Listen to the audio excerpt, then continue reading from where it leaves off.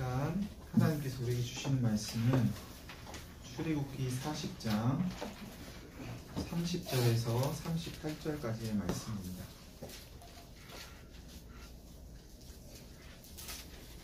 출애굽기 40장 30절에서 38절까지의 말씀입니다.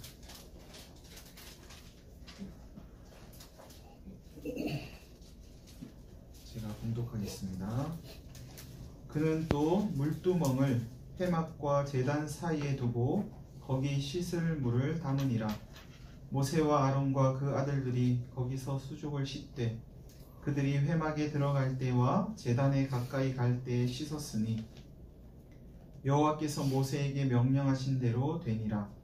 그는 또 성막과 제단 주위 뜰에 포장을 치고 뜰 문에 휘장을 다니라. 모세가 이같이 역사를 마치니 구름이 회막에 덮이고 여호와의 영광이 성막에 충만하매 모세가 회막에 들어갈 수 없었으니 이는 구름이 회막 위에 덮이고 여호와의 영광이 성막에 충만함이었으며 구름이 성막 위에서 떠오를 때에는 이스라엘 자손이 그 모든 행진하는 길에 앞으로 나아갔고 구름이 떠오르지 않을 때에는 떠오르는 날까지 나아가지 아니하였으며 낮에는 여호와의 구름이 성막 위에 있고 밤에는 불이 그 구름 가운데에 있음을 이스라엘의 온 족속이 그 모든 행진하는 길에서 그들의 눈으로 보았더라.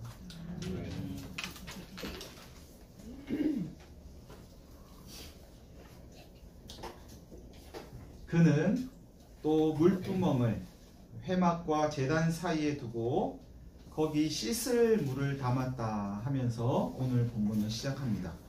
그는 모세입니다. 모세는 물두멍을 마지막으로 성막을 하나님께서 명령하신 대로 다 만들었습니다. 하나님께서 모세에게 성막을 만들라고 명령하신 것은 모세가 시내산 꼭대기에 올라가 처음으로 십계명과 계명을 받던 때입니다. 그 내용은 출애굽기 25장에서 31장까지 나옵니다. 하나님의 명령을 받고 곧바로 성막을 만들지 못한 이유는 모세가 시내산에서 계명을 받는 동안 이스라엘 백성들이 산 아래에서 금송아지 우상을 만들었기 때문입니다. 하나님의 계획이라도 때때로 미뤄질 때가 있습니다. 하나님은 계획을 세우셨는데 그게 계획대로 착착착 이렇게 이루어지지 않을 때가 있다는 거죠. 사람들이 하나님의 명령에 순종하지 않을 때 하나님의 계획은 미뤄지고 늦춰지고 변경되기도 합니다. 그러나 하나님께서 하고자 하시는 궁극적인 일은 변하지 않습니다. 하나님은 하나님께서 계획하신 일을 끝내 이루시는 고집쟁이이세요. 금송아지 사건이 해결되고 모세는 하나님께서 명령하신 성막을 만들기 시작합니다. 하나님의 말씀을 따라 모세는 성막 건축에 필요한 재료들을 가져오라 온 이스라엘 회중들에게 이야기를 했고 자원하는 사람들이 가져옵니다. 그뿐 아니라 마음에 원하는 모든 자는 와서 성막을 만들라고 하시는 하나님의 부르심에 응답한 사람들이 모여서 성막을 만들었습니다. 성막 건축에 들어간 비용은 금이 29달란트 730세겔, 은이 100달란트 1775세겔, 노시 70달란트 2400세겔이었습니다. 성경에 다 나옵니다. 1달란트의 무게가 34.2kg입니다. 여러분 몸무게 정도 되시죠? 그렇게 1달란트가 1세겔의 무게는 약 11.42g입니다.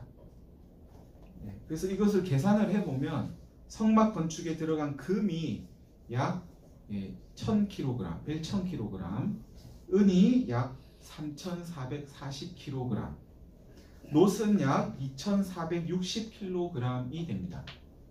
굉장히 많이 들어간 거죠. 굉장히 무겁기도 무겁겠죠. 성막의 가치와 무게가 어떠한지 짐작하실 수 있으시겠죠.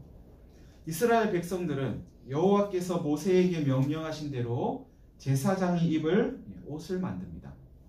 에봇을 만들고 흉패를 만들고 속옷을 만들고 관을 만들고 여러 가지 옷을 여호와께서 명령하신 대로 만들었습니다. 마침내 이스라엘은 애굽에서 나온 지 2년 1월 1일에 성막을 세웁니다. 받침을 놓고 널판을 세우고 띠를 띄우고 기둥을 세우고 덮개를 덮으니 여호와께서 모세에게 명령하신 대로 되었습니다. 십계명 돌판을 언약궤 속에 넣고 속죄소를 올리고 지성소에 들여놓으니 여호와께서 모세에게 명령하신 대로 되었습니다. 성소 북쪽에는 상을 놓고 상 위에 떡을 진설하니 여호와께서 모세에게 명령하신 대로 되었습니다.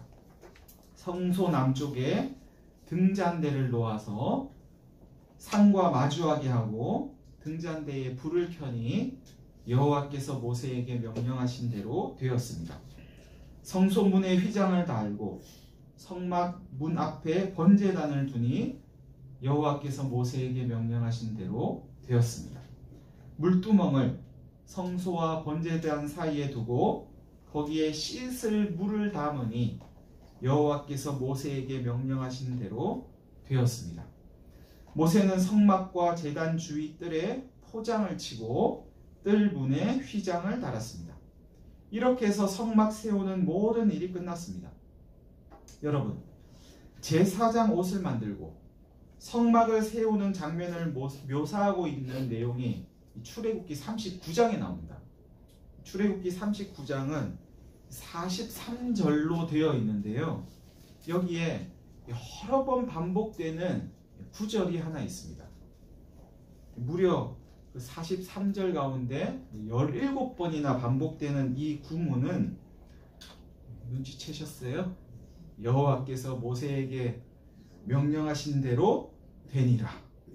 이겁니다. 여호와께서 모세에게 명령하신 대로 제사장 옷이 하나하나 만들어졌고 성막의 기구들도 하나하나 세워졌습니다. 이 말에는 여호와께서 모세에게 명령하신 대로 되니라 하는 이 말에는 모세가 여호와께서 명령하신 대로 순종했다는 뜻도 있고, 모세가 여호와께서 명령하신 대로 순종했더니 하나님께서 의도하신 바가 이루어졌다는 뜻도 있습니다. 순종을 안 하면은 안 이루어지는 거죠. 하나님은 하나님 말씀에 순종하는 사람들을 통해서 하나님 뜻을 이루십니다. 천지 만물을 하나님이 말씀으로 창조하셨는데, 말씀으로 천지 만물을 창조하신 하나님이 굳이 사람들의 순종을 통해서 하나님의 뜻을 이루실 필요가 있을까요? 한번 생각해 보세요. 사람의 순종을 통해서 하나님의 뜻을 이루는 게 하나님 입장에서는 굉장히 귀찮은 일 아닐까요? 말이나 잘 들으면 모르겠는데 말도 잘 안 듣고 순종하지 않으려고 요리조리 핑계 대는 그 사람들을 통해서 굳이 하나님의 뜻을 이루실 필요가 있을까요? 하나님이? 여러분이 하나님 같으면 어떻게 하시겠어요? 그러니까 하나님이 사람을 통해서 하나님 뜻을 이루는 건 더 잘 이루려고 그러는 건 아니신 것 같아요. 뭘 빨리빨리 하려고 그러시는 것도 아닌 것 같아요. 뭐 다른 의도가 있으시겠죠. 그럼에도 하나님께서 사람의 순종을 통해서 하나님 뜻을 이루려고 하시는 이유는 하나님 좋으려고 그러는 건 분명히 아닙니다. 하나님 좋으려고 그러면 말씀으로 하시면 훨씬 좋으시겠죠. 편하고 빠르고 귀찮은 일도 없고. 그럼 누구 좋으라고 그런 걸까요? 결론은 우리 좋으라고 그러는 거죠. 사람 좋으라고 그러는 겁니다. 하나님 뜻에 순종하지 않을 때 우리는 우리 자신의 뜻을 따르게 됩니다. 자기의 뜻을 따르는 게 뭐 나쁜 일인가 하실지 모르겠지만, 자기의 뜻은 불의와 탐욕과 시기와 분쟁과 비방과 교만과 방탕과 자랑과 어리석음에 지나지 않는다고 성경은 분명히 말씀합니다. 사람의 뜻은 그런 거랍니다. 사람의 뜻이 아무리 선해도 하나님 앞에서는 악합니다. 사람의 뜻에는 선한 게 없습니다. 그러니 생명을 누리려면 자기의 뜻에서 벗어나야 합니다. 여기에 우리의 살 길이 있습니다. 우리가 사는 길은 어떻게 하면 내 뜻을 더 잘 이룰 수 있을까 하는 데 있는 게 아니고, 어떻게 하면 내 뜻에서 벗어날 수 있을까, 내 뜻이 없는 삶을 살 수 있을까 하는 데에 우리의 살 길이 있다고 성경은 말씀합니다. 자기 뜻에서 벗어나서 하나님 뜻 따르는 게 구원입니다. 거기에 생명이 있습니다. 그래서 하나님은 우리에게 하나님 뜻 따르라고 굳이 하나님의 뜻을 제시하시면서 순종하라고 하시는 거죠. 모세와 이스라엘 백성들이 하나님의 명령대로 성막 세우기를 마치자 구름이 회막에 덮이고, 회막이나 성막이나 같은 겁니다. 회막은 이제 모이는 곳이죠. 사람을 중심으로 이야기할 때는 회막이라고 이야기하고 모이는 곳이니까요. 하나님을 중심으로 이야기할 때는 성막이라고 이야기합니다. 거룩한 집, 하나님의 집이라는 의미입니다. 성막에 덮이고 여호와의 영광이 성막에 충만했답니다. 하나님이 성막에 임재하신 거죠. 모세와 이스라엘 백성들은 하나님께서 성막 가운데 지금 임하셨구나 하는 사실을 알 수 있었는데, 그 사실을 나타내는 것은 다름 아닌 구름이었습니다. 구름이 성막 위에 가득 덮인 겁니다. 비가 오겠구나 이렇게 생각하지 않고 이 사람들은 구름이 덮인 걸 보고 하나님이 임하셨네 이랬다는 거예요. 이로써 저들은 하나님께서 성막에 임하셨다는 사실을 알았고 믿었습니다. 구름 덮인 걸 보고요. 구름이 성막 위에서 떠오를 때 모세와 이스라엘 자손은 구름을 따라서 행진했습니다. 구름이 떠오르지 않을 때는 행진하지 않고 구름과 함께 그 자리에 머물렀습니다. 낮에는 여호와의 구름이 성막 위에 있고 밤에는 불이 그 구름 가운데 있는 것을 이스라엘 온 회중이 그들의 눈으로 보았답니다. 원래 이게 구름빛 기둥이라고 제가 처음 말씀드렸는데, 빛이 있고 빛을 구름이 감싸고 있는 거예요. 낮에는 태양 때문에 빛이 잘 안 보이다가 밤이 되면 그게 이제 잘 보이게 된 겁니다. 여러분, 하나님은 성막 가운데 임재하시고 성막과 함께 이스라엘과 동행하셨습니다. 그럼 하나님은 왜 성막에 임재하셨을까요? 많고 많은 곳 중에. 답은 간단합니다. 거기가 하나님 집이라서 그렇습니다. 하나님이 하나님의 집에 임하시고 거기 거하시는 것은 너무나 당연한 일이겠죠. 하나님은 하늘을 보좌로 삼으시고 땅을 발등상으로 삼으셔서, 발등상은 발판이에요. 발 올려놓는 발판 삼으셔서 온 땅 가운데 계신다고 성경은 이야기합니다. 시인은 그런 고백들을 하죠.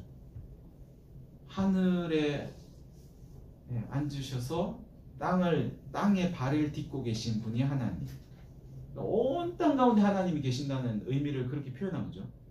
그런데 굳이 하나님이 이스라엘 백성들에게 성막을 지으라 하시고 거기 임하셨다는 거예요. 이유가 뭘까요? 하나님께서 이스라엘과 동행하고 있다, 이스라엘과 함께하고 있다, 내가 너희와 함께한다는 사실을 보여주려고 이렇게 하신 겁니다. 성막은 하나님의 임재와 하나님의 동행을 상징적으로 보여주는 하나의 장치입니다. 이스라엘은 성막 위에 임한 구름을 통해 하나님이 우리 가운데 임하셨구나 하는 것을 알았고, 그 구름의 인도를 받으면서 하나님이 우리와 함께 하시는구나 하는 것을 믿었습니다. 솔로몬이 성전을 건축한 후에 성전은 이 성막을 대체하게 됩니다. 성전은 고정된 건물이고 성막은 이동이 가능하다는 차이가 있지만 기능적인 면에서 둘은 차이가 없습니다. 즉 성전은 성막과 마찬가지로 하나님께서 임하시는 장소였고 하나님께서 이스라엘과 함께 하신다는 것을 보여주는 장치였습니다. 이러한 사실은 솔로몬이 성전을 건축하고 하나님께 봉헌하는 장면을 봐도 알 수 있는데요. 그 내용은 열왕기상 8장에 나옵니다. 솔로몬이 성전을 건축하고 성전 안에 기물들을 하나씩 들여놓게 되는데 제사장이 마지막으로 언약궤를 다 이제 안치한 이후에 성소에서 나오는데 구름이 여호와의 성전에 가득했고 여호와의 영광이 여호와의 성전에 가득했다고 성경은 말씀합니다. 오늘 성막이 세워진 이후에 구름이 가득했다, 하나님 영광이 가득했다 하는 것과 표현이 똑같습니다. 솔로몬은 이 성전이 여호와께서 영원히 계실 처소라고 말하면서 하나님의 백성이 이 성전을 향해 기도할 때 그 간구를 들어달라고 하나님께 요청합니다. 이웃에게 범죄하고 성전에 와서 기도할 때, 적국에게 패하고 성전에 와서 기도할 때, 기근이나 전염병이나 곡식이 시들거나 메뚜기나 황충이 나거나 재앙이나 질병이 있어서 백성들이 이 성전을 향해 기도할 때 이스라엘 백성이 아닌 다른 이방 사람이 하나님에 대한 소문을 듣고 성전을 향해 기도할 때 그 기도에 응답해 주십시오. 솔로몬은 이 성전을 통해 하나님께서 하나님의 백성과 함께 하신다는 사실을 사람들이 알아가기를 바랬습니다. 예수님께서 이 땅에 오시고 공생애를 시작하셨을 때 이스라엘의 성전은 하나님의 임재와 하나님의 동행을 보여주는 장치로서의 역할을 끝맺게 됩니다. 예수님은 성전에서 소와 양과 비둘기 파는 사람들과 돈 바꾸는 사람들을 내쫓는 자신을 향해 당신이 무슨 권위로 이런 일을 하냐 묻는 유대인들을 향해서 이렇게 말씀하십니다. 이 내용은 신약 성경 요한복음 2장에 기록되어 있습니다. 예수께서 대답하여 이르시되 너희가 이 성전을 헐어라. 내가 사흘 동안에 일으키겠다. 거기에 해설이 달려 있는데요. 예수는 성전된 자기 육체를 가리켜 말씀하신 것이라. 예수님이 성전이시기에 하나님의 임재와 하나님의 함께하심을 보여줄 장치로서의 성전 건물은 더 이상 필요 없게 된 거죠. 예수님의 이름이 하나 더 있습니다. 하나님이 우리와 함께 하신다는 뜻의 임마누엘이죠. 다시 말하면 예수님은 하나님께서 이 땅에 임재하셨음을 보여주는 하나님의 현현이고 하나님이 나타나신 현현이고 동시에 하나님께서 우리와 함께 하신다는 사실을 명백하게 보여주는 분이십니다. 예수님이 이 땅에 오셨다는 게 하나님이 이 땅에 오신 것이고 하나님이 우리와 함께 하신다는 것을 이제 육체로 하나님이 보여주신 거예요. 내가 이렇게 함께 한다. 이전에는 성막과 성전을 매개로 하나님의 임재와 하나님께서 우리와 함께 하신다는 사실을 우리는 경험할 수 있었지만 사람들은 이제는 예수님을 통해서 그것을 경험할 수 있게 된 겁니다. 그렇다면 여러분, 예수님께서 계시지 않는 오늘의 시대에 성막도 없고 우리가 예루살렘 성전으로 갈 수도 없고 이러한 오늘의 시대에 우리는 하나님의 임재와 하나님께서 우리와 함께 하신다는 사실을 어떻게 경험할 수 있을까요? 이에 답하기에 앞서 예수를 주와 그리스도로 받아들인 그리스도인은 하나님의 성전이고 하나님의 성령이 그 안에 거하신다는 사실을 받아들여야 합니다. 신약 성경 고린도전서 3장 16절은 이렇게 말씀합니다. 너희가 하나님의 성전인 것과 하나님의 성령이 너희 안에 계시는 것을 알지 못하느냐? 아시죠? 하나님의 성령이 그리스도인에게 임하시는 이유가 뭘까요? 집이라서. 하나님의 집이라서 그렇습니다. 하나님은 하나님의 집에 임하시는 거예요. 성전에 임하신 하나님의 성령은 성전인 그리스도인과 함께 하십니다. 우리가 성전이니까, 그리스도인이 성전이니까 하나님의 성령이 거기 임하시고, 거기 임하셔서 그리스도인과 함께 하시는 거죠. 여러분, 우리가 예수님을 주와 그리스도로 받아들이고 하나님의 성전이 되었고 하나님의 성령이 그 그리스도인에게 임하셨음에도 불구하고 하나님이 우리에게 임하셨다는 사실을 느끼지 못한다면 그 이유는 뭘까요? 적어도 두 가지 이유가 있는데요. 우선 하나님께서 우리 가운데 임하셨다는 사실을 우리가 인정하지 않기 때문입니다. 하나님이 영으로 우리 가운데 임하셨다. 하나님의 성령이 우리 가운데 임하셨다고 할 때 임하시는 장소는 우리의 몸이 아니고 우리의 마음과 생각이 아니고 우리의 영입니다.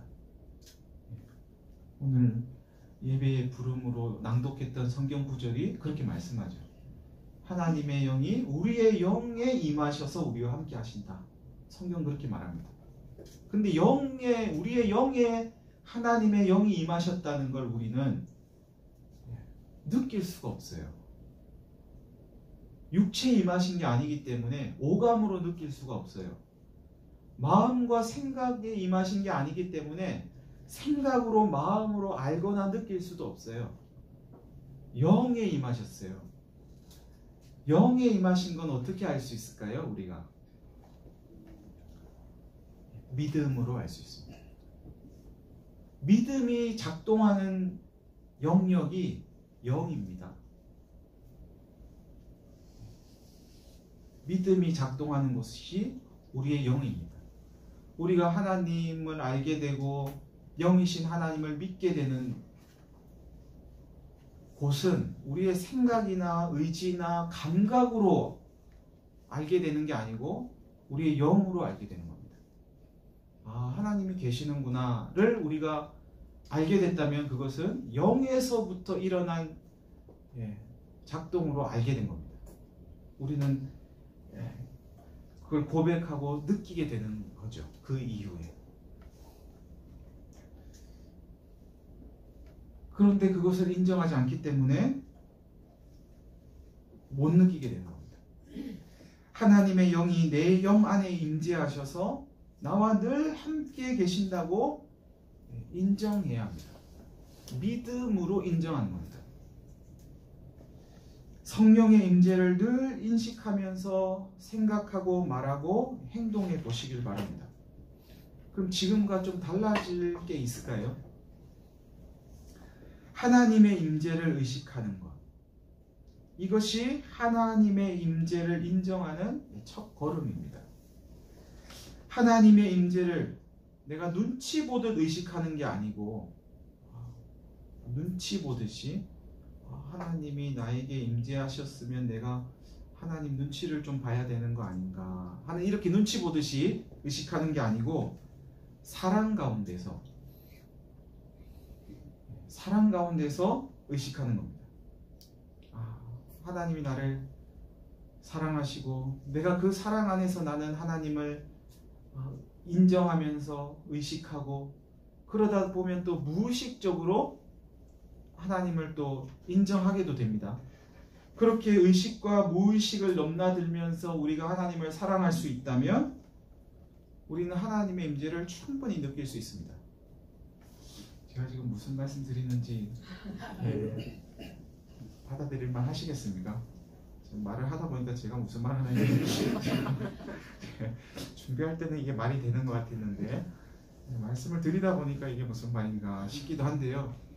하나님의 사랑을 느끼는 거 내가 의식적으로 느낄 수도 있죠. 근데 무의식적으로 또 느낄 수도 있어요. 우리 사람과의 관계도 마찬가지잖아요. 맨날 저 사람이 나를 사랑하나 안 사랑하나 이거를 의식적으로 우리가 느끼진 않잖아요. 얼마나 피곤하겠습니까? 그러면 무의식적으로도 저 사람이 나를 사랑하지, 내가 사랑 안에 있지, 이런 걸 우리가 무의식적으로 그걸 그냥 느끼면서 알고 살아가는 부분이 있잖아요. 하나님도 마찬가지라는 겁니다. 늘 하나님을 내가 하나님 나를 사랑하시나, 사랑 안 하시나, 사랑하시나 이러면 아플지도 몰라요.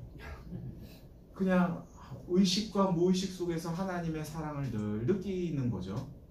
그렇게 하나님이 나와 함께 하신다라는 것을 의식과 무의식 속에서 살아가다 보면 하나님이 내 안에 계시구나 하는 것이 믿어지고 알아지고 느껴진다는 말씀입니다. 여러분, 하나님의 임재를 인정하는 사람이 하는 것 가운데 하나가 있는데요. 하나님께 묻는 겁니다. 하나님께 묻는 걸 잘했던 사람이 다윗입니다. 다윗은 늘 하나님께 묻습니다. 싸우러 갈까요 말까요? 이걸 할까요 말까요? 묻고 또 묻고 질문을 잘합니다. 하나님께 질문을 했다는 건 하나님의 임재를 인식하고 있었다는 뜻입니다. 하나님을 인정하지 않으면 물을 수 없겠죠. 하나님의 임재를 내가 알고 있는데 안 물을 수 있을까요? 하나님이 내 앞에 이렇게 계신다라고 할 때 뭔가 묻기가 쉬울까요? 안 묻기가 쉬울까요? 내가 뭔가를 하고 싶은데 하나님 요 앞에 계세요? 그럼 여러분은 물으시겠어요? 안 물으시겠어요? 묻기가 쉽지 않을까요? 하나님 이거 어떻게 하면 돼요? 하나님 이거 할까요 말까요? 어떻게 하면 이 일을 잘할 수 있을까요? 어떻게 하는 게 좋은 결과를 낼 수 있을까요? 뭐 이런 거 묻고 싶지 않으시겠어요? 하나님의 임재를 우리가 느끼지 못하는 또 다른 이유는 하나님과 동행하지 않기 때문입니다. 하나님은 우리와 늘 함께 하시는데 우리가 하나님과 함께 하지 않기 때문입니다. 하나님이 아무리 우리와 함께 하셔도 우리가 하나님과 함께 하지 않으면 하나님이 함께 하시는 것을 느낄 수 없습니다. 하나님을 가까이 할 때 하나님이 얼마나 우리와 가까이 계신지를 알 수 있습니다. 우리가 하나님을 사랑할 때 하나님이 얼마나 우리를 사랑하는지를 알 수 있습니다. 하나님이 멀게 느껴지는 이유는 우리가 하나님으로부터 멀어져 있기 때문이죠. 하나님의 사랑이 안 느껴지는 이유는 우리가 하나님을 사랑하지 않기 때문입니다. 저 사람이 나를 사랑하는 줄 모르는 이유는 내가 사랑하지 않기 때문인 거죠.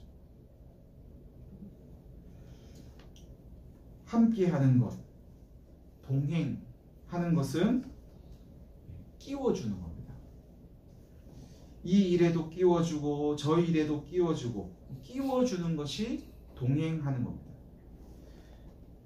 여러분이 하시는 모든 일에 하나님을 이렇게 한번 끼워줘 보십시오. 아침에 일어나서 눈을 뜰 때부터 하나님을 끼워주는 거예요. 그 방법 중에 하나는, 그걸 훈련할 수 있는 방법 중에 하나는 여러분이 하는 모든 것들을 하나님께 이야기하는 겁니다. 하나님, 제가 지금 눈을 떴어요. 이런 거요.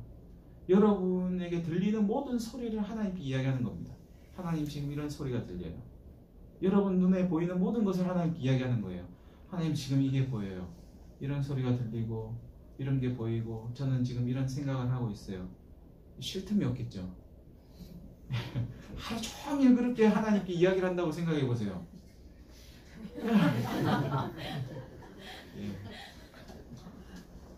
쉴 틈이 없겠죠.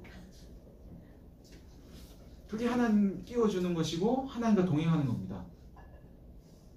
그럼 혹시 이제 입 밖으로 내지 않아도 늘 마음에 하나님이 머물러 계시게 되죠.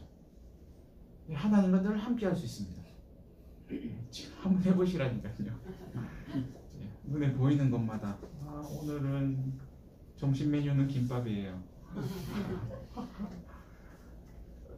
이야기하는 거예요. 뭐 속으로라도 이야기를 하시는 거예요. 이렇게 소리를 내지 않아도 이야기하는 겁니다. 그러다 보면 하나님과 동행하는 것이 몸에 익숙해질 수 있습니다. 그렇게 하나님과 동행하는 것을 잘했던 인물이 한 명 들라면 에녹이라는 사람을 들 수 있습니다. 성경은 에녹에 대해 이렇게 이야기합니다. 에녹이 하나님과 동행하더니 하나님이 그를 데려가심으로 세상에 있지 아니하였더라.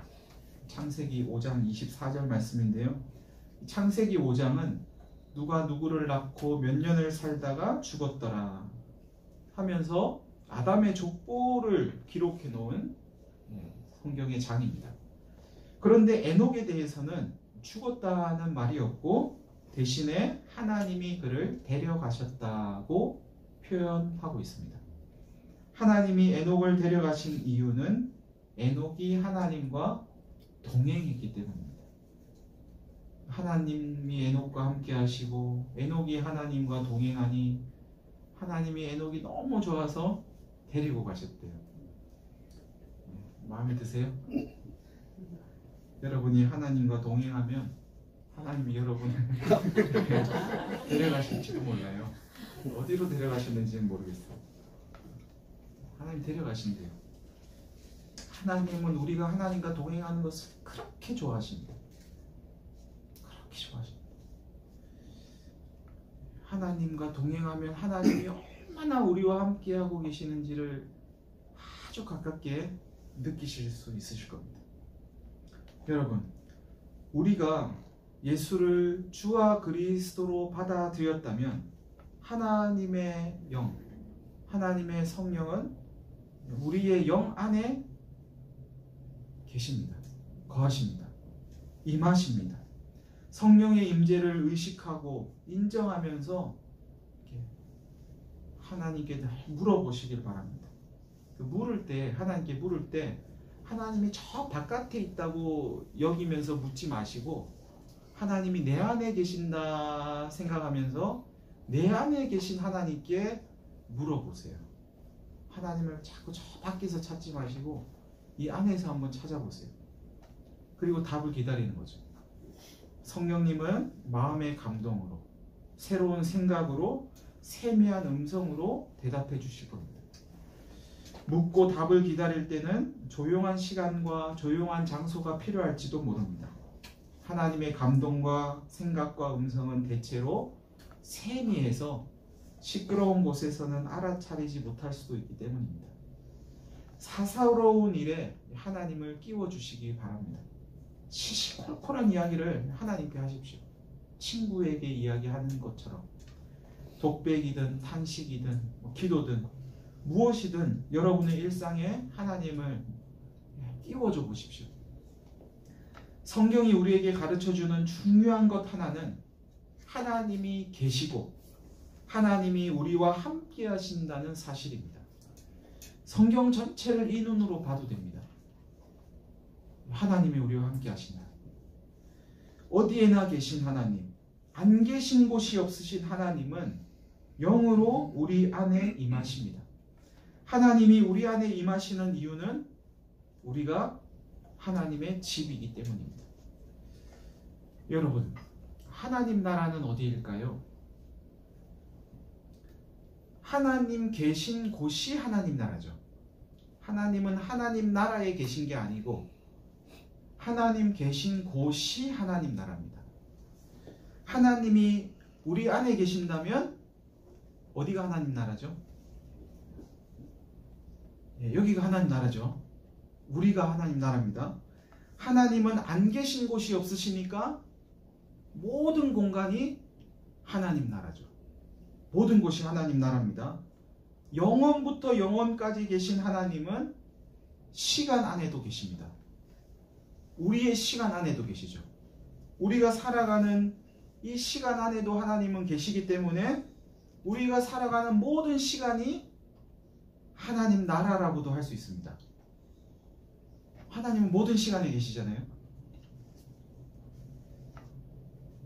그리스도인이란 시간 안에, 공간 안에, 우리 안에 계신 하나님과 모든 시간, 모든 공간, 모든 일상에서 하나님 나라를 누리는 새로운 피조물에게 붙여진 이름입니다. 언제 어디서나 무엇을 하든 하나님 나라를 누리며 살라고 하나님은 영으로 우리 안에 임하셔서 우리와 함께 하십니다.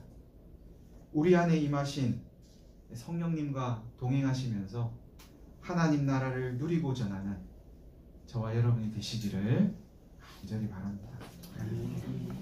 다 같이 한 1분 정도 통성으로 기도하고 제가 기도하겠습니다.